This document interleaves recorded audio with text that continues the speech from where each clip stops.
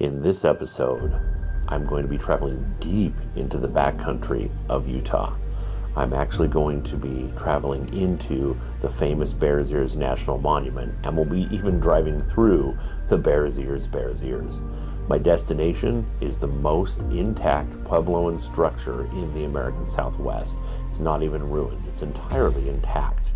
I'm going to be going through canyons and going in elevation changes from 4,000 feet above sea level to 9,500 and back down and up and down again to get to this site.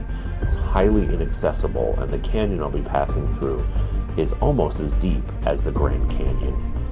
The final destination is a beautiful Puebloan granary. If you know the name of this site, please do not list it in the comments. I'm trying to keep this low-key so that it can stay in this perfectly preserved condition. But I hope you enjoy this journey and seeing this site up close and personal. Hello everybody, Ben Woodruff here, and in today's video, this video is special. We are going way back into the backcountry. So far I'm back, and I have an archaeologist who's going to be a guide to take me out to this site. I'm not going to mention this site because this is the best preserved adobe structure anywhere. You can't even call it ruins. It's 100% intact. The site we're going to go see, it's actually an ancient granary, but we're also going to maybe take a look at the village that ran this granary, because we found it on LiDAR scans. You can't see it from on the surface. So we might also visit that as well on this trip. We're gonna take a look and see. But this granary, this is perfect, flawless, inside and out, all the beams, all the walls, everything. But we're having to get way back in the backcountry. I'm extremely high up right now, and we're actually going to go through the Bears Ears of the famous Bears Ears National Monument. So it's kind of cool to go through the Bears Ears. But other than that, we're going to go ahead and jump in and take you on this journey, because this is going to be wild. We're at about 7,000 feet in elevation right now. We're going to have to go up another 2,000 feet higher and then drop down into a gorge. A lot of the driving on this trip I did not record because some of these roads were very sketchy. Only when it was nice and open like this, or when we were going through a forest, was I able to actually capture any of the driving. I'm up here in front of one of the Bears Ears. You can look up here. You can see it. Now, these Bears Ears, these things, these were important markers for people. And in this area, there's a lot of very vital markers. There's Shiprock in New Mexico, which you can see from here. And there's Ute Mountain. And then there's these Bears Ears.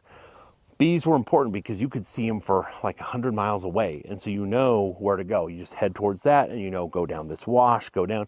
Otherwise, this landscape is so tortured, so easy to get lost if you're trying to have communication.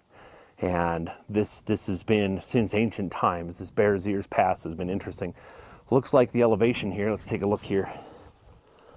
Looks like the elevation here is pretty high. Looks like we're about 9,058 feet, which I like to point out, that's higher than Machu Picchu, which is famous for being so high. And the site we just came out of was really desolate and desert, but we're getting into this side and it's all pine trees. It's all pine forests. We're gonna get down in there and we're gonna go find this site. This region has a rain shadow, and the side we were on was desolate, but we're coming over to this side that has pine trees everywhere. And we were lucky enough to see a gray fox. This unique enigmatic species is not closely related to the red fox or any other fox species. They're one of the earliest foxes, genetically speaking. He came out and looked at us, and we were able to enjoy just seeing and spending a little bit of time with him there. We then continued on, driving further up, and going through these beautiful ponderosa pines. These forests make it look like you're just in a forest, but we're actually on top of a mesa, thousands of feet above sea level. We came across a California ground squirrel. These unique species are impervious to the venom of rattlesnakes, which try to hunt them. The adult ground squirrels will gather up shed skin from rattlesnakes, chew it up into a pulp, and rub it all over their bodies. This is a form of olfactory camouflage to try to hide their scent from the tasting of a rattlesnake. Now, the juvenile ground squirrels are not impervious, and so the mother will also rub this paste all over the babies to prevent them from being eaten by rattlesnakes. This particular ground squirrel was not on the ground, but was up in a tree, watching diligently out for eagles or red-tailed hawks that might try to eat him. We kept driving, following our archaeologist guides, going deeper and deeper in the backcountry. And again, these beautiful forests look like you're just out in low country, but again, this is thousands and thousands of feet above sea level. Every once in a while, we would reach a spot where we could look out just a little bit. And these overlooks are incredible. These videos do not do justice. It's like as deep as the Grand Canyon in a way that just overwhelms your senses. The landscape goes on and on forever, and these deep canyon gorges are almost overwhelming. But we're going over to the top on that far end, the very tip top. We're going all the way out on that mesa. We're going to have to go back and forth down this canyon, up this canyon, and anytime we're on top is when I would film. But anytime we were driving through the deep canyons, the roads were so sketchy and scary that I didn't take time to film. These vantage points are so beautiful. And it's amazing to think of people scrambling up and down, going 3,000 feet in elevation, climbing and going all the way down to the river. It's insane to think of what people went through. Now, the side that we're going to, this canyon area, if you see, we're making it all the way out to a parking spot, and then we're going to hike down into this canyon. If you see this little alcove, it's sort of white, kind of tan colored. We're going to go down in there. But we're also, if you look over here to this little patch of trees, it's almost a pentagram shape. We've done LiDAR scans, and we've seen, if you see this circle in the center, we can clearly see some masonry. So we're going to go check this out afterwards and see if we can find this. Even in the parking lot, we found a lithic. This is a flake off from flint knapping when somebody was making some sort of a tool or of an arrowhead. As soon as we started walking down the canyon, we heard the call of a canyon wren. And we looked over and could see the ruins. It's almost as though the canyon wren was welcoming us there. I often think about what sources of protein people had in this area. We found what was left of a tree squirrel tearing apart fir cones. Tree squirrels will stash these fir cones over the winter, and they'll eat them, and you can see the flakes off. Tree squirrels are very common, and they are an excellent source of protein. I think hunting one of these with a bow and arrow would be a bit like eating a Happy Meal, and we saw flakes or little pieces all over. This is the alcove, and you can see just how well hidden these ruins are. Okay, well, we are at this site now, and this is incredible. And the interesting thing is, when we recently visited the Baker, Nevada Fremont site, the granaries like this, they're the same dimensions. They're 2 rooms, and they literally have the same dimensions. Pretty incredible. So I'm going to film this, and I'm just going to record B-roll over explaining it all. But this is a really incredible site. It seems surreal. It doesn't seem like it's an actual real place. As soon as I got there, I did several LiDAR scans to try to give you a better 3-dimensional sense of what the site is actually like. Now, the LiDAR scan isn't perfect because I couldn't get the best angles. The roof is 100% intact, and you'll see that soon in person with the regular video camera. But again, it's interesting, it's built into an alcove, but it has a wall in back. Usually these granaries are built directly into the rock and don't have a back wall. And if you can see this, it's absolutely stunning.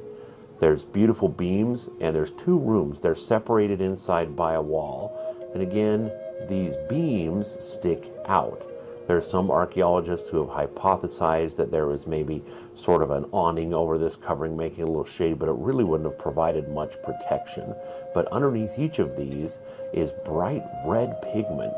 I've never seen anybody mention this at this site, but it looks as though these were originally painted with some sort of a red ochre pigment.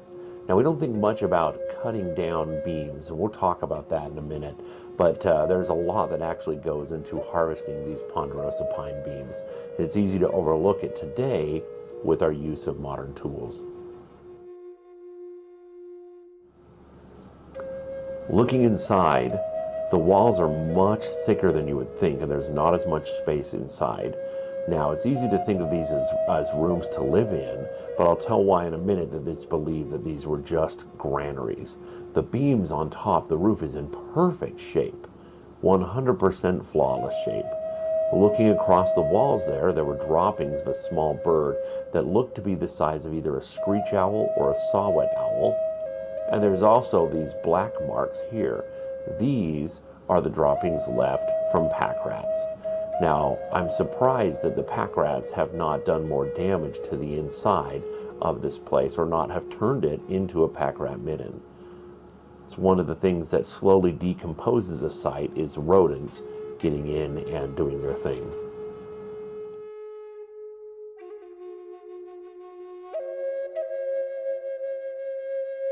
Now, going around the backside, you can see just how beautifully intact these walls are. Again, there's nothing wrong. There's nothing in this site to warrant it being called ruins. It is 100% intact in every way.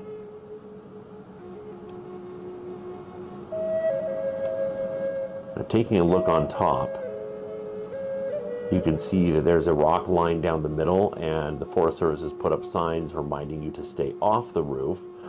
We don't want to cause any damage or any abrasion or put any weight on those beams, as those beams are about 800 years old. Now, taking a look at these posts, I did a LiDAR scan of these just so you can get a better look at it. Now, consider that these had to be cut with stone axes held by hand without a handle, and you can see the cut marks throughout this. But these beams give us something very important, as the clay and the rock is inorganic, but the wood is organic. And if you look at the bottom, you can see this little plug with a number 8. Dendrochronologists working with the archaeologists have taken an increment borer and taken out a core sample to be able to date this site and know exactly when this was cut. This is how we know that this site is 800 years old. Now, looking at the geography and the actual geology actually of this background, this is not a very safe alcove. It's amazing that it hasn't all collapsed down flake by flake onto these ruins. Now, in the back of the alcove, there's a lot of rodent tracks. And it's interesting to see all these because these rodents would eat the dried corn in these granaries. So the entire purpose of these granaries is to prevent those rodents from being here. But there were rodent tracks all over the place. Looking again at the corners, they're squared up beautifully, and it's amazing to think of how much effort went into making this site so beautifully in construction. Again, on top you can see these stones. These stones mark the boundary between the two sides. And again, you can see the sign saying to not actually climb on top. If you ever visit this site, please be respectful of that fact.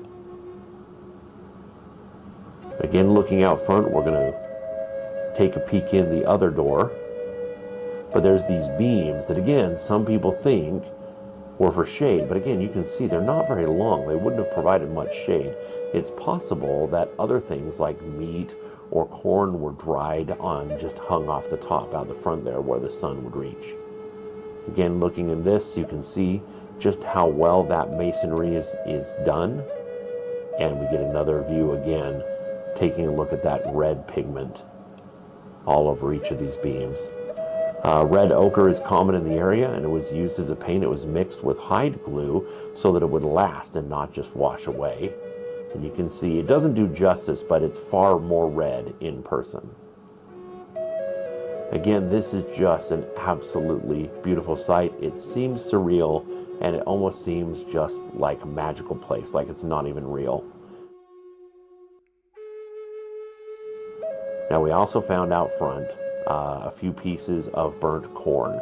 Little pieces of corn on the cob that were totally carbonized. We took some pictures and some video and we left them there. just so other people can enjoy them if they see them. Now, as we left the alcove to go look at the other archaeological site, we noticed some masonry in the river. You cannot see it well in this video, but it appears to be some sort of a catch pond, a way to trap the water that washes down the little wash there. Now, we often think about what other forms of protein were in the area, and we found droppings from elk. Now, elk are common in this range, and elk provide a whole lot of food. They also provide a very good hide for sleeping, and it makes sense that they were there now and that they were there back then, and this is something they were hunted. We also found multiple tracks from mule deer. Mule deer are even more common than the elk, and mule deer are also an excellent source of protein and antlers for making tools and weapons, and also a good hide. We ended up finding a different archaeological site. We did not find the site that the LiDAR picked up, but we found a different site. This was very unusual because this was just dry masonry. There was no adobe clay used to hold this together. The structure was mostly fallen apart, and it even had trees growing out from it. It looks like it was about 80 feet by about 40 feet, and there was not much left. It's interesting to think if this was the exact same people as who built the granary, or if this was a different people who came later or earlier. But again, some of the rocks looked as though they were chiseled, squared. So interesting to have such loose dry masonry and yet have rocks that look like they were chiseled to a specific pattern. You can see going all the way back here, you can see the other walls, just how far those extend. It's easier to see in person. But again, somebody stacked these rocks 800 years ago, at least, and then walked away and never stacked them again. Across the ridge, we could see ruins. You can't see them without binoculars, but there were other ruins right here that definitely were within signaling distance. So if these people were to make any sort of a fire-based signal, as we know the ancestral Puebloan people did, this would have been a perfect vantage point. We also found a lithic. This is another flake. We took a quick look at it and left it there. But again, this is a piece showing some advanced flint knapping that was done on site. Well, this was an incredible journey. This was really unique to be able to get this deep into the backcountry and see a site that very few people get to see. To see something 800 years old in such pristine condition, it was remarkable, and it was really moving to try to think about who were the ancient people who lived at this site. What did they do, and why did they want to store their corn in such an isolated location? I look forward to visiting this site again. Please remember, if you know what this site is, or if you intend to visit it, please do not list the name of it online. This is one of the very few truly intact sites in the American Southwest, and we want to keep it that way. And the fewer foot traffic we get going through this area, the better. So if you do go visit yourself, go ahead, take pictures and videos and share them, but maybe consider not listing the name of the site. I hope you enjoyed this video, and I hope you enjoyed going along on this little journey with me. And I hope it will inspire you to also get out and also explore. And always remember that life is a gift. So never stop learning and never stop exploring. We'll see you next time.